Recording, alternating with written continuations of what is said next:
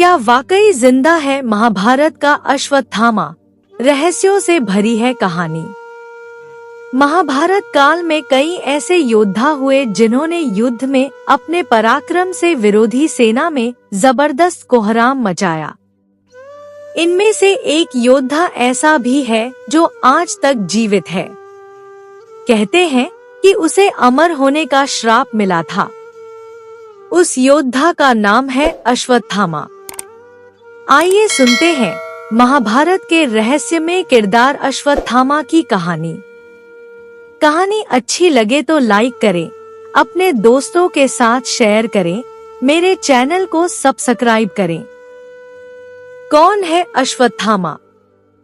अश्वत्थामा पांडवों और कौरवों के गुरु द्रोणाचार्य का बेटा है। अपने पिता की तरह वह भी पराक्रमी और महान धनुर्धर बना। एक बार द्रोणाचार्य और उनकी पत्नी कृपि तपस्या के लिए हिमालय गए। उनके तप से प्रसन्न होकर शिवजी ने उन्हें पुत्र प्राप्ति का वरदान दिया। फिर कृपि ने एक तेजस्वी पुत्र को जन्म दिया। इसी का नाम अश्वत्थामा है। माना जाता है कि ये महाभारत काल का अकेला ऐसा किरदार है जो आज तक जीवित है। आज भी कई जगहों पर अश्वत्थामा के जीवित देखे जाने के दावे किए जाते हैं। महाभारत के युद्ध में अश्वत्थामा की भूमिका। वैसे तो द्रोणाचार्य पांडव और कौरवों दोनों के गुरु थे, मगर महाभारत युद्ध में उन्होंने हस्तिनापुर के सिंहासन का साथ देते हुए कौरवों के पक्ष में लड़ने का फैसला लिया। अपने पिता की तरह अश्वत्थामा ने भी पांडवों के खिलाफ युद्ध किया। अश्वत्थामा ने कौरवों की एक सेना का नेतृत्व किया और पांडव पक्ष के कई योद्धाओं को मार गिराया। कहते हैं कि जब घटोत्कच के नेतृत्व में राक्षसों की सेना ने आक्रमण किया, तब सभी कौरव भाग खड़े हुए, मगर अश्वत्थामा अकेले वहां खड़ा रहा और घटोत्कच के पुत्र अंजन पर्वा को मार गिराया। अश्वत्थामा ने घटोत्कच को भी घायल कर दिया। जब अश्वत्थामा के मौत की फैलाई गई झूठी खबर। महाभारत युद्ध के दौरान एक ऐसा समय भी आया जब अश्वत्थामा के मौत की झूठी खबर फैलाई गई। दरअसल द्रोणाचार्य का वध करने के लिए श्री कृष्ण ने पांडवों से अश्वत्थामा की झूठी खबर फैलाने के लिए कहा। धर्मराज युधिष्ठिर ने कहा कि वे झूठ का सहारा नहीं लेंगे। फिर श्री कृष्ण के कहने पर युधिष्ठिर ने अश्वत्थामा नाम के हाथी का वध कर दिया। द्रोणाचार्य को जब इसकी खबर मिली तो उन्हें लगा कि उनका बेटा अश्वत्थामा मारा गया। इससे दुखी होकर उन्होंने शस्त्र त्याग दिए। तभी धृष्टद्युम्न ने मौके का फायदा उठाकर द्रोणाचार्य का सिर धड़ से अलग कर दिया।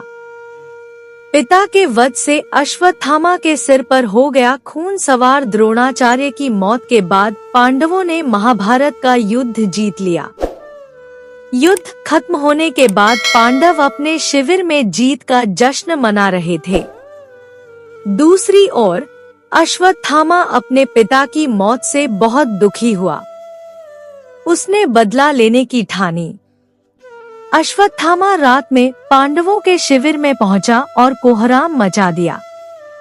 अश्वत्थामा ने द्रौपदी के सभी पुत्रों और धृष्टद्युम्न को मार गिराया।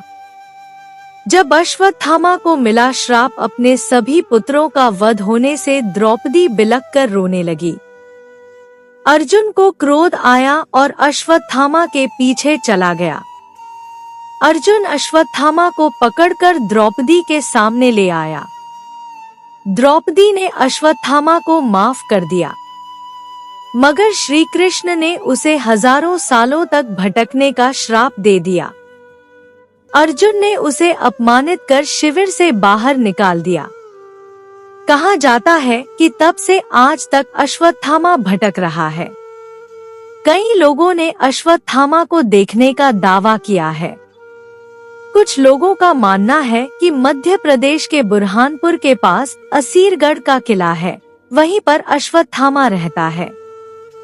और एमपी के जबलपुर में नर्मदा नदी के किनारे भी अश्वत्थामा के भटकने के दावे किए जाते हैं।